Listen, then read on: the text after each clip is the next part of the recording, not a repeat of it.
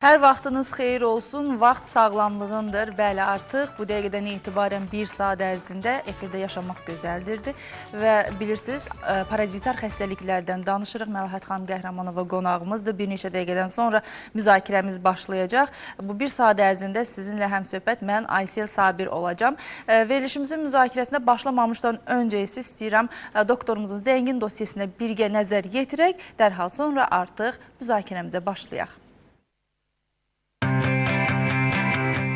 Nərgiz Tibb Mərkəzinin baş həkimi, tibb elmləri doktoru Məlahət Qəhrəmanova 20 dekabr 2022-ci ildə İngiltərədə Oksford Universitetinin Liderlər Sammitində ixtiralarına görə Oksford Birliyinin fəxri professoru, diplomu və qızıl medalı ilə təltif olunub. 6 mart 2023-cü ildə Prezident İlham Əliyev tərəfindən tərəqqi medalına layiq görülüb. Azərbaycan Fitoterapevtlər İctimai Birliyinin sədri olan Məlahət Qəhrəmanova 4 kitabın müəllifidir, 23 patentə sahibdir.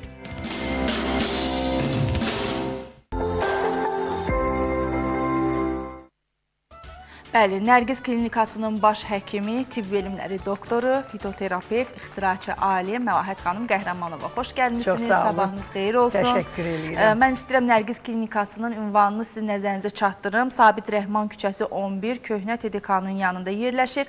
Əlaqə nömrəsi isə 012 541 70 70 və 051 388 70 70. İrəliyən dəqiqələrdə bir də xatırlatma edəcəm və ümumiyyətlə efirimiz boyu nömrələr ekranda yayımlanır. Ən yaxşı hazırda belə deyək də variant, telefonu əlimizə alıb, elə ekranda nömrəni görən kimi çəkirik, saxlayırıq telefonun yaddaşında. Özümüzə də lazım ola bilir, elə olur ki, kimsə soruşur. Məlahət xanım Qəhrəmanovanın belə deyək də iş nömrəsini bilmirsiniz ki, zəng vurub konsultasiyadan keçmək üçün qeydiyyata düşmək istəyirik. Bax, həmin nömrələri sizə təqdim edirik. Doktor, xoş gördük, xoş gəlmişsiniz. Çox sağ olun, təşəkkür edirəm. Bugün də yenə gündəmi zəbt edən, çoxunun ciddiyə almadığı, lakin elə bir hal gəlir ki, artıq konsultasiyalarda məlum olur ki, bu ciddi xəstəliyin kökündə parazitar problemlər, xəstəliklər dayanır. O zaman deyirik ki, hə, niyə vaxtında mən bu problemi ciddiyə almadım, önəmsəmədim, arxasınca düşmədim. Bugün parazitar xəstəliklərdən danışırıq və uşaqlar parazitar xəstəliklərə deyirlər daha çox yoluxurlar. Bəli. Onların immun sistemi ilə bağlıdır. Bu Bəli, yoxsa başqa təbii ki, immun problemlər var. sistemi ilə bağlıdır. Böyüklərə nisbətən uşaqlarda immun sistemi. Ki, Azərbaycanda. Ona görə ki, parazitar xəstəliklər dedikdə insan elementləri çox yayğındır. Və biz qrupa bölünərək 3 qrupa bölünür ki, bu da sorucu qurdlardır, girdə qurdlardır, lent şəkillilərdir. Bu qurd növləri Azərbaycanda 250-yə yaxın qurd növü var ki, bunun 25-i daha aktivdir, onu isə ən çox rast gəlinən gündəmdə olan qurdlardır. Və bugün nəinki Azərbaycanda dediyim kimi Ümumdünya Səhiyyə Təşkilatı tərəfindən də bunun üçün həm profilaktik, həm müalicəvi tədbirlərin artması müşahidə olunur. Rus alimləri bunun üzərində daha çox çalışır, mən deyərdim dünyada və bir çox da demək olar ki, yeni fəsadlar, yeniliklər var ki, bu da insanlar üçün daha maraqlı olmalıdır. Çünki bugün həyat tərzimiz elədir ki, biz ümumiyyətlə sosial şəbəkələrə də baxanda görürük ki, ən çox, məsələn, insanlarda xəstəliklər hansı əlamətlərlə büruzə verir. Biz qurd xəstəliyi kimi qəbul eləmirlər. Bəzən mədə-bağırsaq kimi, baş ağrıları kimi, nevroloji xəstəliklər, hamiləlik dövründə olan narahatçılıqlar. Bunların hamısı, məsələn, görürsən ki, öz əlamətləri ilə büruzə verir ki, ürək bulanma, baş ağrı, diş qıcama, ağız suyunun ifrazı, bəzən bunları öd kisəsinin funksiyasının pozulması və mədə-bağırsaq xəstəliyi kimi uzun müddət müalicə edirlər.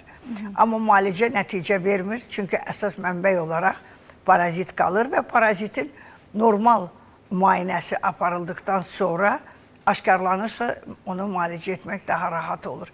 Baxın, illər öncə biz həmişə, məsələn, enterobiozu uşaqlar arasında daha çox yayğın qurd növü kimi görürlər. Enterobiyoz xırda biz quyruqdur, bağırsaq qurdudur və valideynlər və uşaqlar arasında, məsələn, bunun haqqında çox danışıqlar gedir. Uşaqlar gecə yuxudan durur, qışqırır, ağlayır, bəzən kiçik yaşlı uşaqlar fikirlərini izah eləyə bilmir. Bəzən valideynlər anus ətrafı həmin qurdları gözləri ilə görə də bilir və orada ağ göbələyə bənzər maddələrin də olmasını müşahidə eləyə bilirlər və bunlar ondan xəbər verir ki, parazitlərin çox yaygın olduğu bir dövrdə müalicədən öncə profilaktika önəmlidir. Mən profilaktikanı həmişə önə gətirirəm. Profilaktika parazitdən qorunmaq, bir çox xəstəliklərdən qorunmaq üçün bu deyilir. Baxın, illər öncə hər kəs utanırdı böyüklər arasında deməyə ki, mənim qurdum var, gedim qurdu müayinə eləyim, gedim qurdu müalicə alım. Doğrudan da bir 10 il qabaq, məsələn, o böyüklərin müraciəti çox az idi. Gələn də utanırdı, bildirmək istəmirdi. Amma bugün o qədər yayılıb ki, hər bir kəs o qədər maarifləndirmə işləri də var ki, təbii ki, bu da insanlarda daha çox xəstəliyin zamanının aşkarlanmasına gətirib çıxarır. Uşaqlar arasında enterobiozu daha çox bugün vurğulamaq istəyirəm. Enterobioz dediyim kimi biz quyruq, çox insanlar, məsələn, trixopoliozdur, angilostomadır, askaritdir, bu kimi qurd növləri çoxdur. Bunlar eyni qrupa daxildir. Amma girdə qurdlar qrupundadırlar. Amma enterobiozun kiçik yaşlı uşaqlara nə qədər zərər verdiyini qısa da olsa vurğulamaq istərdim. Enterobioz deyərdim ki, ən çox gündəmdə olan qurd növüdür. Bu, uşaqlar arasında ürək bulanma, baş ağrısı, inkişafın qalması, boyun çəkinin azalması, boyun inkişafdan qalması və həmçində qavrama qabiliyyətinin zəifləməsi. Ümumiyyətlə, qurd xəstəliyi olan uşaqlarda bu əlamətlər daha çox qabarıq olur. Göbək ətrafı sancıların olması, allergik həssaslığın artması, bunların hamısı bütün qurd növlərində göründüyü kimi enterobiozda da daha qabarıq görünür. Bəs nədən düşür bu enterobioz? Enterobioz çirkli əllərdən, təmiz yuyulmamış göyərti, getdiyimiz, yediyimiz fast food yeməkləri, evdə gigiyenik qaydalara əməl olunmursa, uşaq evə girəndə əllərini yumursa, dırnaq yeyirsə, semişkanı, yəni tumu daha çox istifadə edirsə, saqqızdır, tumdur, dırnaq yeməkdir. Bu kimi yoluxmalar uşaqlar arasında daha çoxdur. Məsələn, elə qəbula gələn zamanda bəzən uşaqlarda biz fikir veririk, görürük ki, əllərini ağzında oynadırlar, dırnaqlarını didirlər, vərdişlər var ki, bunlar da qurdun yayılmasında çox geniş yer tutan növdür. Amma məsələn, bizə göndərilən qurd növlərini, məsələn, burada valideynlər, məsələn, görürsünüz, asfalt yerə olan görüntülərdir, yerdə olan və o parazitlərin hamısını valideynlər evdən çəkir, bizə göndərir. Qurdların, burada gördüyünüz kimi, burada askaritlərdir. Kiçik, məsələn, nazik olan qurd növləri, onlar enterobiozlardır. Məsələn, bu da askaritin bir növüdür. Askaritdir, angilostomadır. Bunlar eyni qrupa aid olan qurdlardır ki, məsələn, belə qurdlar da çox tökülür. Məsələn, valideyn bu qurdları görür və bizə, məsələn, şəkilini atır ki, bu hansı qurddur, bu uşağımdan bunlar töküldü. Bunların hamısı təbii kimi, bax, gördüyünüz kimi, trixanella qurdudur, o düyüyə oxşayan, ən çox ali sinir sistemini pozan qurd növlərindən biri də trixanelladır. Ondan, yəni böyüklər daha çox əziyyət çəkir, yoxsa uşaqlar fərqi yoxdur? Onun fərqi yoxdur. Məsələn, o bayaq göstərdiyi lent şəkillərdə bunlar trixanelladır. Trixanella ən çox nevropatoloqların bizə yönəltdiyi qurd növünün aşkarlanmasıdır ki, bizim laboratoriyada o reaktivlər olduğu üçün nevropatoloqlar bizim klinikamıza xəstələri yönəldir ki, burada da dəqiq nəticə almaq üçün mütləq analizlər lazımdır. Buradakı, məsələn, bax, gördüyümüz biz quyruqdur, bu trixanelladır. Məsələn, mən bu qurd növlərini niyə göstərirəm? Göstərəndə adlarını çəkmə, bu soxulcandır. Hətta görürsünüz, buyunuzu da var, deyərdim. 8 yaşında uşaqdan düşüb bu. Bu cür qurd növlərinin təmizlənməsi mütləq şərtdir. Əgər bu qurdlar insan orqanizmində, burada bir kadr da var, orada bir uşaqda 3 növ qurd növü var. Məsələn, tək bir uşaqda deyil, belə qurd növlərinin müşahidə olunmasını valideynlər evdən çəkib göndərirsə, biz onları daimi çalışırıq göstərək və düzgün müalicə zamanı bu qurtlar tökülür. Bilirsiniz, qurdun müalicəsinə çox vaxt bəsit baxırlar, hansısa 1-2 tabletkanı içməklə fikirləşirlər ki, hansısa 2-3 tabletka içdim, içən kimi bu töküləcək, təmizlənəcək.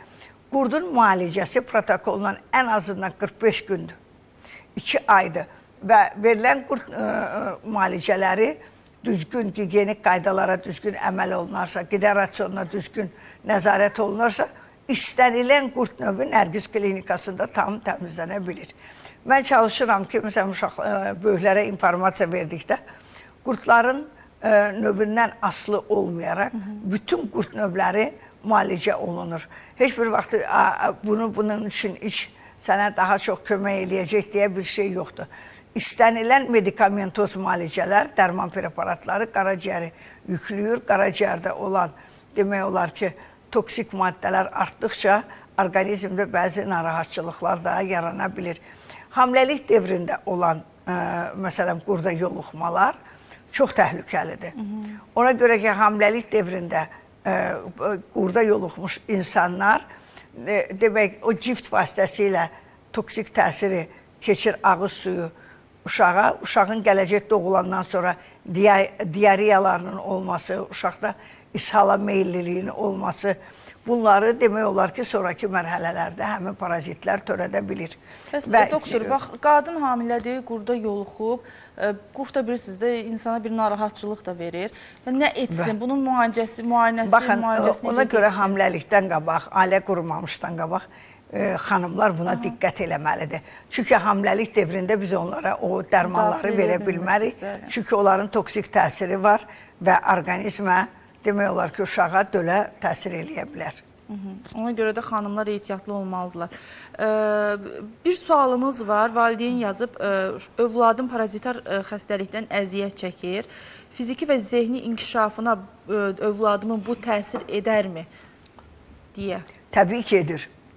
Hətta hamiləlik dövründə bayaq qeyd etdiyim kimi döl vasitəsilə yoluxan uşaqlar da zehni zəifliyi, inkişafdan geri qalma, doğulduqdan sonra tez-tez diareyanın, ishalın olması, bunların hamısı parazitar xəstəliyi olan zaman hər bir valideyn bilir ki, hamiləlikdən qabaq yoxlansa daha önəmlidir və əgər bu qurd bunda varsa, demək, uşaqda da var, uşaqda varsa, böyüklərdə də ola bilər. Qurdun müayinəsi düzgün aparılan zaman, hansı qurd növü aşkarlanırsa, o qurd növünə uyğun olaraq düzgün müalicə aparılmalıdır. Ən çox da, məsələn, ləmbulyozu olan xəstələr. Ləmbulyozu olan xəstələr mütləq nə etməlidir? Ləmbulyozu olan xəstələr mütləq öd qaraciyərdə müalicə eləməlidir. Tək ödün müalicəsini, tək qurdun müalicəsini apardıqda istənilən nəticəni almaq mümkün olmur. Yəni, 3 müalicə bir arada aparılmalıdır mütləq şəkildə. Bəli, bəli. Doktor, yəni biz bugün parazitar xəstəliklərdən danışırıq. Mənim yadıma ötən dövr düşür. Bilmirəm, mən məhlə evində böyümüşəm və məhlədə olubdur ki, kiçik bir bağ sahəmiz olub. Orada meyvə ağacından meyvəni dərib yemişəm və yaxud nə bilim kişnişindən, şöyüdündən, acı tərəsindən qırıb çörək arası edib yemişəm. Amma o təbii olduğu üçün çox gözəldir. Yoluxmamışam və hər zaman anam məni danlayırdı, yumamış yemək. Uşaq vaxtı diqqət etmirdim. Bəli, amma önəmlidir. Çünki istənilən qurd növü torpaqdan keçə bilir. Keçə bilir. Mən də bilmək istəyirəm ki, biz nələrə diqqət edək ki, sonra bax, sürprizlə qarşılaşmayaq da, bir müddət keçir. Baxın, immun sistemi möhkəm olan adam, immuniteti möhkəm olan adam təbii ki, yoluxması zəif olacaq. Amma immun sistemi zəif olan insanlar tez bir zamanda yoluxur və dediyiniz o təbii qidalar əslində çox gözəldir. Amma yuyub yesəyiz. Mütləq gigiyenik qaydalara əməl olunmalıdır, əllər yuyulmalıdır, göyərti, meyvə, tərəvəz təmiz yuyulmalıdır. Biz çalışırıq ki, maarifləndirici veriliş olduğu üçün qısa da olsa hər bir şey haqqında qısa məlumat verək. Qurdun müayinə və müalicəsi Nərgiz klinikasında hər tərəfli aparılır və tam təbii müalicələr verilir. Bunun üçün də Nərgiz klinikasında parazitlərə aid olan bütün reaksivlər var. Bayaq dediyim kimi, ən çox, məsələn, qurd növü, məsələn, o qədər parazitlərin növü var ki, Amma onu ən aktual bugün gündəmimizdə olan qurtlardır. Toksikaradır, angilostomadır, askaritdir, lambliyadır, trixopoliozdur. Məsələn, bundan başqa apstrixozlardır. Əgər biz belə trixonelladır, bunları nəzərə alsaq, bu qurd növlərinin hər birinə ayrı-ayrı baxsaq, görərik ki, nə qədər problemlər törədir orqanizm üçün. Məsələn, haşnana qurdlarını götürək, ona cırtdan qurdlar da deyirlər. Haşnana qurdu öz-özünə gün ərzində 20 mindən, 2 mindən çox yumurta qoya bilir. Elə qurd növləri var, enterobiozları, məsələn, kiçik qurd növləri kimi qəbul edirik. Ən azından hər dəfə yumurta qoyduqda 5 min, 17 minə yaxın qurd, məsələn, sürfəsi verə bilir. Ona görə də orqanizmdə olan proses get-gedə daha çox xəstələrdə narahatçılıq yaradır, allergik həssaslığın artması, səpkilərin yaranması, aknelerin olması, ağız suyu bayaq qeyd etdiyimiz kimi, bunların hər biri demək olar ki, qurdun əlamətidir ki, vaxtında düzgün müayinə olunmalıdır ki, xəstə normal müalicə ala bilsin. Bir də müalicədən söhbət düşmüşkən, əgər qurd parazitar xəstəlikdən əziyyət çəkən bir nəfər müalicə alırsa, mütləqdirmi ailə üzvlərinin hər biri müalicə alsın? Əslində, almağı həm profilaktik cəhətdən, həm müalicə baxımından çox önəmlidir. Çünki əgər birində varsa, inkubasyon dövrü ola bilər, analiz verdiyi zaman, həmin müddətdə analiz 5 dəfə də versə çıxmaya bilər. Amma müəyyən müddətdən sonra o allergik həssaslıq, mədə-bağırsaq problemi, aşırı əsəblilik, bunlar hamısı təbii ki, sonradan başqa, məsələn, xəstəliklərlə yanaşı gedə bilir. Mən bir daha Nərgiz Klinikasının əlaqə nömrəsini nəzərinizə çatdırmaq istəyirəm, əziz izləyicilərimiz. 012 541 70 70 və 051 388 70 70 nömrəsi 7-24 aktivdir. Vaxtında zəng vurun, qeydiyyatdan keçin. Nəinki parazitar xəstəliklərin müayinə və müalicəsi. Eyni zamanda, bilirsiniz, doktorumuz öd xəstəlikləri, dəri xəstəlikləri, saçlarınızın tökülməsi, böyrək xəstəlikləri, alopediya xəstəliyinin müayinə və müalicəsi yüksək səviyyədə Nərgiz Klinikasında bunların hər biri həyata keçirir. Orada işinin mütəxəssisi, peşəkar həkim kollektivi çalışır. Avadanlıqlar ən son müasir tibbi tələbatlara cavab verən avadanlıqlardır və bütün, yəni başqa bir yerə getməyə ehtiyac yoxdur. Daxil olursunuz Nərgiz Klinikasına, müayinədən keçirsiniz, analizlər götürülür və düzgün diaqnoz qoyulduqdan sonra təbii ki, sizin müalicənizə artıq başlanılır. Doktor, dediniz ki, 45 gün müalicəyə vaxt lazımdır. Və 45 gün, 2 ay. Baxın, orqanizmdən asılı olaraq, ümumiyyətlə bütün xəstəliklər orqanizmdən asılı olaraq sağalma müddəti var. Düzdür, protokolla, məsələn, vaxt qoyulur, deyilir 7 gün müddəti, 14 gün müddəti, 21 gün müddətinə tam sağalma. Amma elə orqanizm var ki, immun sistem zəifdir, sağalmaya bilər. Müalicəyə cavab verməlidir, bəli. Bu mütləq deyil ki, protokolda bu var, biz belə eləməliyik. Məsələn, elə xəstə var ki, 2-3 qurdu var. Məsələn, 1 ay, 45 gün, 2 ayla sağalmaya bilər. 3 ayda davam edə bilər bu xəstəliyin müalicəsi. Amma ən önəmlisi odur ki, zamanında, vaxtında aşkarlanan xəstəliyi düzgün müalicə edə biləsən. Əgər vaxtında, zamanda niyə görə deyirəm? Bax, məsələn, haşnana qurdlarından danışdıq. Haşnana qurdları uzun müddət, məsələn, orqanizmdə qala bilir və hansı ən çox fəsadlar? Sudurqaların, ani huşun itməsi, bundan başqa epileptik tutmalar, dəridə qızartının, övrələrin yaranması, bunların hamısı haşnana qurdlarında daha çox qabarıq özünü büruzə verə bilir. Haşnana qurdları, məsələn, mən deyərdim ki, bizim klinikada daha dəqiq aparılır və aşkarlanır. Amma başqa klinikalardan hələ indiyə kimi haşnana qurdu haqqında heç informasiya olmayan xəstələr var və həmin laboratoriyaların birində də hələ rast gəlməmişik ki, orada haşnana qurdu aşkarlansın. Amma əslində bu uşaqlar üçün çox təhlükəli qurd növüdür. Mən, yəni, nə yalan deyim, bu mövzuların müzakirəsinə qədər daha çox ləmbrə qurdunun belə deyək, insanlara daha çox yoluxduğunu bilirdim. Bu digər qurdlar barədə məlumatı, doktor, sizi tanıdıqdan sonra mən də öyrənmiş oldum. Düşünürəm ki, valideynlər xüsusilə diqqətli olmalıdırlar. Düzdür, artıq məktəblər bağlandı, tətildə ancaq bağçalar var, özəl bağçalar fəaliyyət göstərir. Valideynlərin ən çox şikayəti bu istiqamətdədir ki, övladım bağçaya getdikdən sonra onda qurd problemi oldu. Demək ki, buradakı yeni qaydalara çox ciddi şəkildə nəzarət yetirmək lazımdır. Burada siz valideynlərin də üzərinə böyük öhdəçilik düşür. Bəzi çərçivələr var ki, o çərçivələrə diqqət etsəz, düşünürəm ki, bu problemdən biraz kənarda qalmış olarsınız. Bizi indi sizdən çox qısa bir fasilə ayırır, əziz izləyicilərimiz. Ancaq siz heç bir yerə getməyin, ARB-nin efirini izləməyə davam edin. Çünki verilişimiz öz axarında davam edəcək. Fasilənin dərhal ardından parazitar xəstəliklərin bizdə olub-olmadığını bilmək üçün hansı analizlərdən keçmək mütləqdir. Vaxt bunu biləcəyik. Hansı analizin cavabı daha dəqiq şəkildə bildirir ki, bizdə parazit var. Bu sualın cavabını fasilənin dərhal sonra Məlahət xanım Qəhrəmanova sizin üçün açıqlayacaq. Fasilənin ardından bərabərliyimiz davam edir. Bir daha vurğuluyuram. Yaşamaq gözəldir verilişini izləyirsiniz və verilişimizin qonağı Nərgiz Klinikasının baş həkimi, tibb elmləri doktoru, fitoterapiyat, ixtiraçı alim Məlahət xanım Qəhrəmanovadır. Nərgiz Klinikasının əlaqə nömrəsini nəzərinizə çatdırıram. 012 541 70 70 və 051 388-70-70 nömrəsi 7-24 aktivdir. Ünvan isə Sabit Rəhman küçəsi 11 Köhnə TDK-nın yanında yerləşir, əziz izləyicilərimiz. Vaxtında və zamanında əgər doktorun qəbulunda olub konsultasiyasından keçmək istəyirsinizsə, qeydiyyata düşmək vacibdir. Elə qeydiyyata düşəndə bir məlumat da alın, doktor bəlkə sizə yaxın bölgələrə nə vaxtda səfər edəcək. Çünki çox tez-tez. Demək olar ki, hər ay doktorun bölgələrdə səfəri olur öz pasiyentləri üçün. Uzaq məsafəni yaxın edir sizlərə. Doktor, fasilədən öncə qeyd etdik, hər zaman biz düzdür danışsaq da, bu barədə məlumat versək də, hər kəs bilmək istəyir. Düzgün analiz cavabını necə əldə etmək olar? Mən bunu qanda mı yoxluyum, nəcisdə mi yoxluyum, yoxsa bilmirəm, başqa bir yolu mu var? Yaxmada da var. Baxın, müayinə çox önəmlidir və dəqiq müayinə olunursa, o daha önəmlidir ki, düzgün cavab alsın və xəstə düzgün müalicəsinə varsın.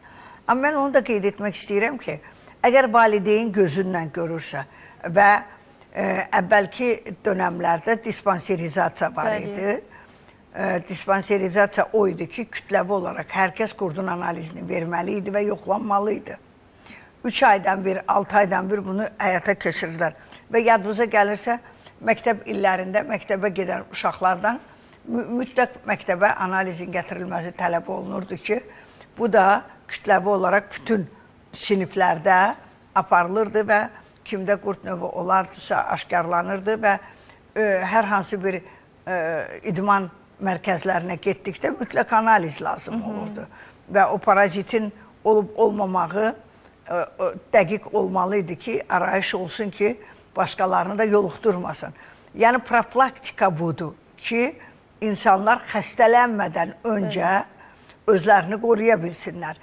Amma yoluxmuş insanlar isə təbii ki, uzun müddət parazit olan insanlarda rəngin avazıması, dəri səpkilərinin olması, həddindən artıq aşırı əsəblilik, yuxusuzluq, bəzən görürsən belə xəstələrdə ümumiyyətlə yaddaşın pozulması, zəifləməsi, kiçik yaşlı uşaqların boyun inkişafının qalması, zehni zəifliyin olması, bunu valideynlər həmişə görür və şikayətlənir. Ümumiyyətlə, qurd xəstəliklərinin müayinəsi qanda və nəcisdə, həmçində saskopda, yəni yaxmada aparılır. Məsələn, çoxları köhnə üsullara daha çox üstünlük verir, nəcis analizinin olmasını daha çox dəqiq hesab edir. Amma son illərin inkişafında qanda olan antisellərlə qurdun müayinəsi də mümkündür. Və qanda aparılan müayinələrlə nəcisdə aparılan müayinələr dəfələrlə biz paralel aparmışıq, çox da dəqiq nəticə almışıq və üst-üstə düşür. O, Sovetlər dönəmində deyirdilər ki, isti-isti nəcisi aparmalısan, orada hər hansı bir qurd növü varsa, qurdu aşkarlanacaq. Ləmbliyalarda ən çox bu tətbiq olunurdu. Yəni, başqa qurd növlərində qurdun sürfəsi varsa, özü də var da. Bunun nə mənası var ki, təkrar, məsələn, qurd analizi verən zaman bu aşkarlanırsa, bu dəqiq müayinədir. Həmçinin də bəzən valideynlər gəlir ki, mənə dedilər ki, qurdun özü yoxdur, yumurtası var. Qurd özü olmayanda yumurta hardan olacaq? Yəni, bu cür informasiyalarla biz çox tez-tez rastlaşırıq. Burada, məsələn, gördüyümüz kimi qurd növləri var ki, bu qurd növlərinin hər birini evdən valideynlər göndəriblər. Lent şəkillilərdir. Lent şəkillilər o qədər əvvəlkinən illərə nisbətən bu il daha çox yayğındır. Çünki biz bölgələrdə olan zamanda bunu müşahidə elədik. Əslində, qurdun müayinəsi hər üsulla aparıldıqda təsdiqlənir. Saskopda, məsələn, biz saskopda elə qurd növləri var ki, onları görməyə bilərik. Amma saskop yaxmada ən çox enterobioz, trixofolioz, bu kimi qurd növləri görünə bilər. Bir də biz çalışırıq ki, ümumiyyətlə müalicədən öncə dəqiq müayinə olsun. Müayinə yaxmada anus ətrafı həmin yaxma ki götürülür. Orada askarit də, enterobioz da, trixofoliozun da yumurtaları.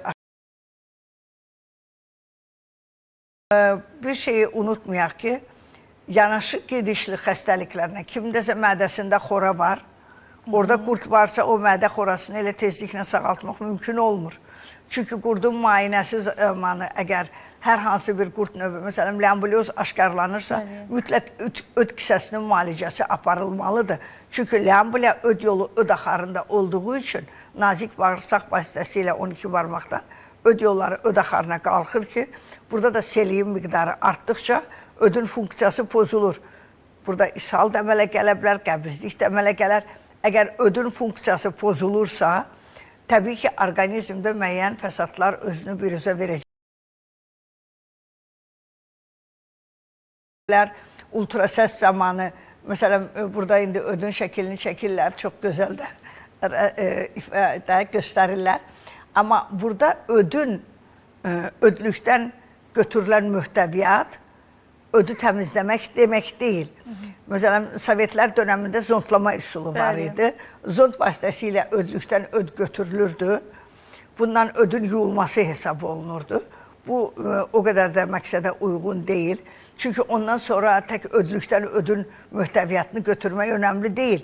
Həmçinin də ondan sonra verilən müalicələr çox önəmlidir.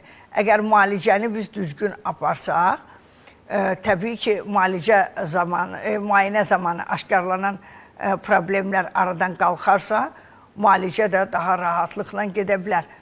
Amma ləmbulyozlardan fərqli olaraq askaritlərdə daha çox ağciyərdə görünə bilər, tənəffüs yollarında görünə bilir, həmçinin mədə-bağırsaq sistemində görünə bilir və onların sürfəni hara qoyub, harada məskunlaşdığından asılı olaraq demək olar ki, parazitlər müəyyən orqanlarda ola bilər. Hətta derib beyində, gözdə, ürəkdə, məsələn, bunların hamısında ola bilər.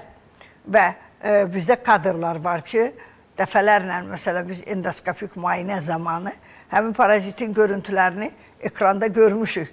Məsələn, çox maraqlıdır ki, insanlar bəzən parazitləri tək qurd xəstəliyi deyil, saç dibində olan parazitlər var, dəridə olan parazitlər var.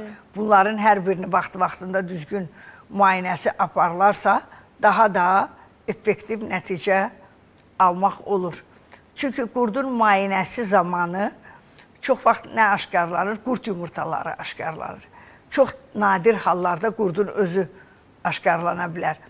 Və həmin qanda aparılan müayinələr qanda olan antikeli göstərir. Və onun müalicəsinə, qan analizinin nəticəsinə uyğun olaraq aparılan müalicələr %100 effekt verir. İstəyir nəcisdə olsun, istəyir qanda olsun, istəyir yaxmada olsun.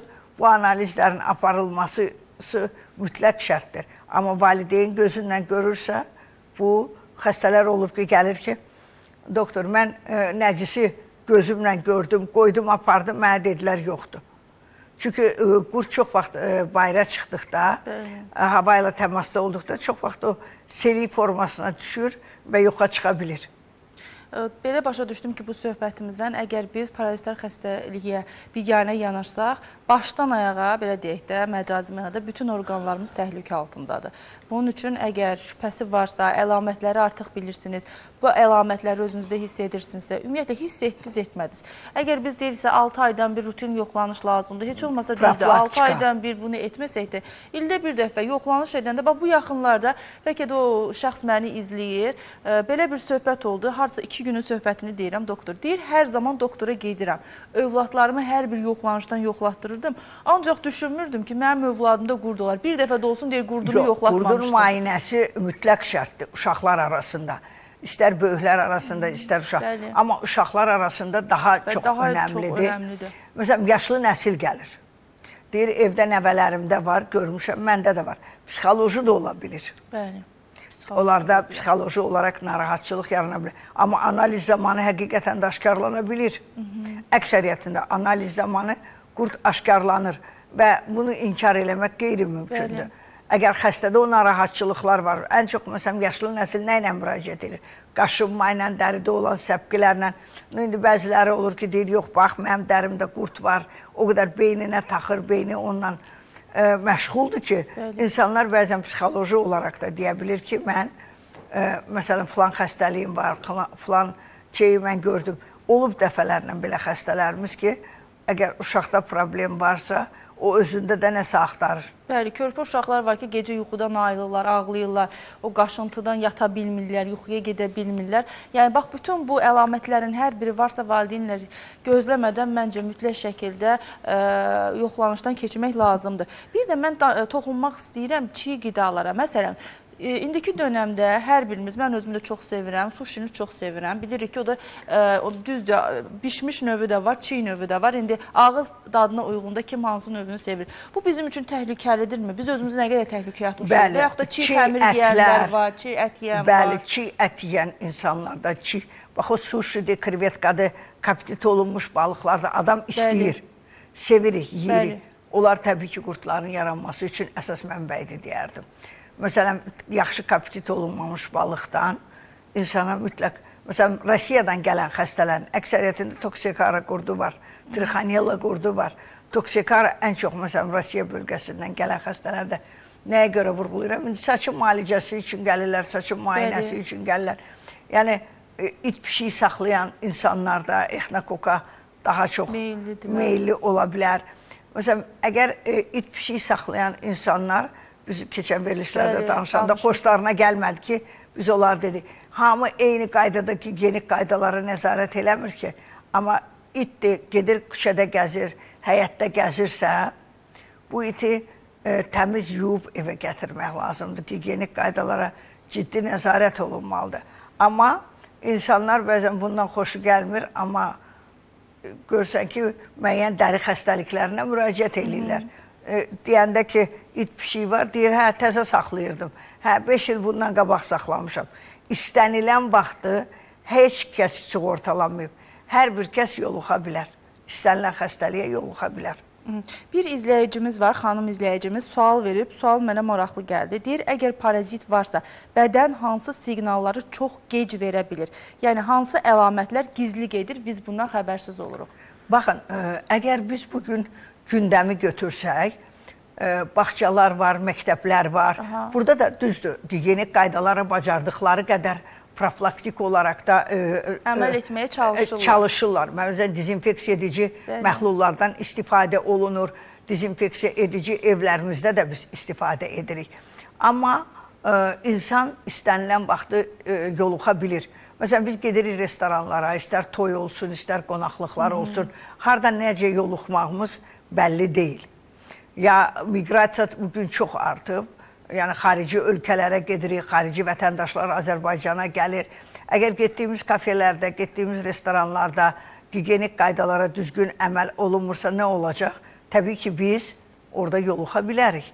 Yəni, uşaqlar daha çox yoluxur ona görə ki, dediyimiz kimi, onlar gigiyenik qaydalara böyüklər qədər nəzarət eləmir. İmmun sistemləri zəif olduğu üçün daha tez yoluxur.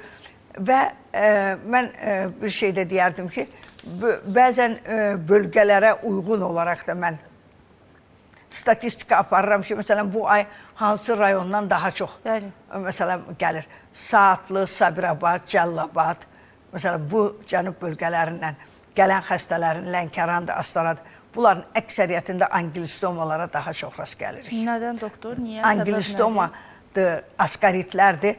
Torpaqla təmasda olan insanlarda daha yaygın olur. Düzdür, başqa rayonlarımız da məsələn, torpaqla təmasda olur. Amma məsələn, Şəki, Qəbələ bölgəsindən gələn xəstələrdə ləmbilə daha çox rast gəlinir. Yəni, bunların özü də bu statistikada, məsələn, gün ərzində gələn xəstələrin, ay ərzində gələni hesablayanda, baxanda görürük ki, endemik zonalarda daha çox, məsələn, parazita yoluxma var. Ona görə də gərək hər bir ümumiyyətlə qurd xəstəliyi dedikdə tək məsələn elə daxildə olan yox.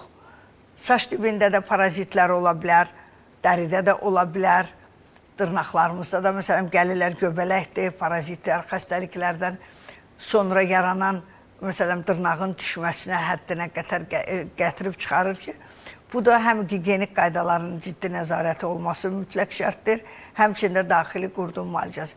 Məsələn, yeniyetmələrdə daha çox nəyə rast gəlirik? Aknelərə. Kürək nahiyəsində güclü səpqilər olur, qollarında olur, sinədə olur, bəzən də saç diblərində də daha çox qabarıq olur. Və bunun qarşısını almaq üçün yenə də dəqiq müayinə və düzgün müalicə lazımdır. Çox xəstələr gəlir ki, bu saat pedikulyoz çox yayılıb. Dünən bəzi verilişlərdə də mən bunu izah eləmişəm. Pedikulyoz bit xəstəliyidir. O, universitetdə oxuyur, cavan gəlindir, cavan qızdır, çox gözəl, baxımlı xanımdır, amma başındakı biti sirkəni təmizləyə bilmir. Çox maraqlıdır ki, bunun yoluxması sürətlidir və məktəblərdən gələn uşaqların əksəriyyətində qız uşaqlarından valideynlər çox narahatdır ki, o biti təmizləyə bilmirlər. Bu da parazitin bir növüdür. Yəni, müəyyən... Yəni, daxildə parazit var saçda biti olursa... Yox, elə deməyək. Bu, yoluxma. Çirkli olduqda, natəmizlik olduqda bu yarana bilir. Amma o insanlara da bəzən paltarlarını bir yerdə qoyanda, ya bir kontaktda olanda, onun pastelində, yatdıqda, belə bir şeylərlə istənilən vaxtı yoluxa bilər hər bir insan. Amma, məsələn, bizim balzam və gellərimiz var. Balzamlar sayəsində onları tez bir müddətdə tam təmizlənməsinə nail ola bilirik. Və ümumiyyətlə bu yay aylarında uşaqlara daha çox ciddi nəzarət olmalıdır. Məsələn, qumda oynayan uşaqlar at milçəyi deyirik. Məsələn, müəyyən milçəklərdən o parazitə daha çox rahat yoluxa bilər. Təmiz yuyulmamış qidalardan yoluxa bilər və dəniz kənarlarına, gəzintilərə gedən zaman gigiyenik qaydalar daha diqqətli, nəzarət olunmalıdır. Bəli. Baxın, indi hazırda dəniz mövsümüdür. Doktorumuz çox düzgün vurğuladı. Məsələn, bəzi insanlar var ki, mənim də tanıdığım deyir, illərdir mən dənizə gedirəm, lakin dənizdə çimmirəm. Niyə? Deyir, qorxuram ki, yoluxma halları baş verə bilər. Yəni, bu dəniz suyunda da ola bilir. Baxın, dəniz suyunu mən daha çox sevərəm. Nəinki baseynlər. Baseynlər xlorlu sularla dezinfeksiya olunur. Orada mən daha çox deyərdim ki, yoluxma ola bilər, nəinki dəniz suyunda. Dəniz suyu təbiətin yaratdığı ən gözəl duzlu sudur. Həm də tərkibində yod var. Bəli, tərkibində yod var. Mən dəniz suyunu insanlara daha çox tövsiyə eləyərəm, nəinki hovuzlarda olan suları. Hovuzlar düzdür, vaxtında yuyulanda var, yuyulanda. Bir dəfədə o baseynlərə, hovuzlara neçə dənə adam girir. Və məsələn, əvvəllər onlardan arayış tələb olunurdu. İndi hər yerdə fitness var, bu cür mərkəzlər var. Getmək çox gözəldir. Hər bir insana üzmək, yəni idman önəmlidir. Amma ən önəmlisi dəniz suyudur. Dənizdə insan heç vaxt burada yoluxa bilməz. Çünki o su o qədər duzludur ki, o qədər antibakteriyal təsirləri var ki, yoluxmaya bilər. Amma qumda olan zaman, orada olan zaman nəzarət olunmayan, təbii ki, ayaq yalın gəzdikdə, ya çox açıq, necə deyərlər, damaşıqlarda çimərliklər, tərliklər istifadə eləyiriksə, Orada yoluxma daha rahatdır. Amma dənizin içində, orada suyunda heç bir yoluxma. Başqa diz bakteriya, məsələn, deyirlər, məsələn, qarın yatalağı olur, nə bilim, hər hansı bir... Dəri xəstəliklərindən şübhələnirlər. Yox, məsələn, dəri xəstəliklərinin əksəriyyətində dəniz suyuna girib çıxdıqdan sonra çox gözəl olur. Və dəniz suyu, mən deyərdim ki, çox xeyirli və faydalıdır. Ona görə də burada da bir mesaj ver ki, dənizimizi çirkləndirməyək. Çirkləndirməyək ki, özümüz də belə ürəklə gedək çimək. Bizim ölkəyə bir çox ölkələrdən gəlir. Çox gözəl indi hal-hazırda mərkəzlərimiz var. Amma biz öz dənizimizdə, biz ümumiyyətlə öz təbiətimizin qədrini bilmirik. Onu çirkləndirmək, onu əzmək, onu sındırmaq, o ağaçları qırmaq, bəzi şeylər həqiqətən də biz öz təbiətimizi qorumalıyıq və bizim aldığımız, nəfəs aldığımız oksigen məhz doğal olan ən yeganə qalan odur. O da bəzən çirklənir ki, çox sağ olun, dəyərli fikirləriniz üçün həqiqətən. Siz burada olanda siz nəyin fərqinə varam? Düzdür, bunu bilirik, ancaq unuduruq. Demək ki, vətənimizin torpağı, daşı, otu, suyu nə qədər faydalıdır. Yəni, təbii vasitədir də, belə deyək. Bəli, təbiət axtarılır. Dəyərini bilsək, sağlam olarıq, valla sağlam olarıq. Havası belə çirkli olanda görürsünüz, səhhətinizə necə təsir edir. Gəlin, belə deyək də, sevək, qoruyaq, sahiblənək ki, bu bizim sağlamlığımıza da öz təsirini göstərsin. Mən bir daha vurğulayıram. Nərgiz Klinikasının baş həkimi, tibb elmləri doktoru, fitoterapiya, ixtiraçı alim Məlahət xanım Qəhrəmanova bugün verilişimizdə parazitar xəstəliklərdən danışdı. Valideynlərə, uşaqdan tutmuş böyüyə, hər kəslərə çox vacib mesajlar ötürdü. Düşünürəm ki, siz fərqindəsiniz. Əgər siz parazitar xəstəliyə yoluxmusunuzsa, nə etməlisiniz?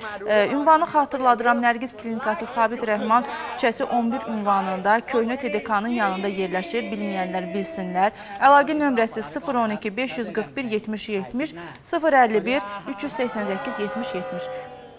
7-24 nömrələri aktivdir. Zəng vurun, qeydiyyatdan keçin ki, doktorun konsultasiyasında vaxtında iştirak edə biləsiniz. Və sonda fürsətdən istifadə